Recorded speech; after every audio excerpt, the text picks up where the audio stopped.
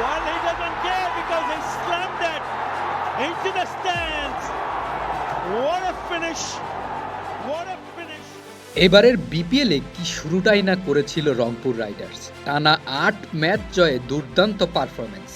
এরপর টানা ৪ ম্যাচ হেরে পয়েন্ট তালিকার ৩-এ থেকে গ্রুপ পর্ব শেষ করেন নুরুল হাসান সোহানের দল রংপুর রাইডার্স।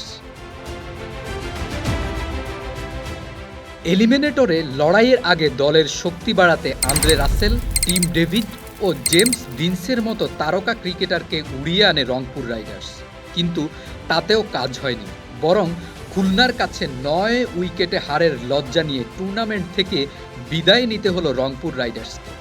মিরপুর শেরেবাংলা স্টেডিয়ামে টস জিতে আগে ব্যাট করে রংপুর। খুলনার মিরাজ ও নাসুমের ঘূর্ণিতে ১৬ ওভার ৫ বলে মাত্র ৮৫ রানে গুটিয়ে যায় রংপুর রাইডার্স।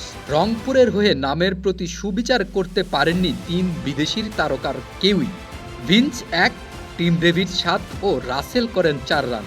অধিনায়ক সোহানের ২৫ বলে ২৩ ও আকিফ জাবেদের ১৮ বলে ৩২ রানে ভর করে ৮৫ রানের পুঁজি পায় রংপুর। নাসুম ও মিরাজ নেন ৩টি করে উইকেট।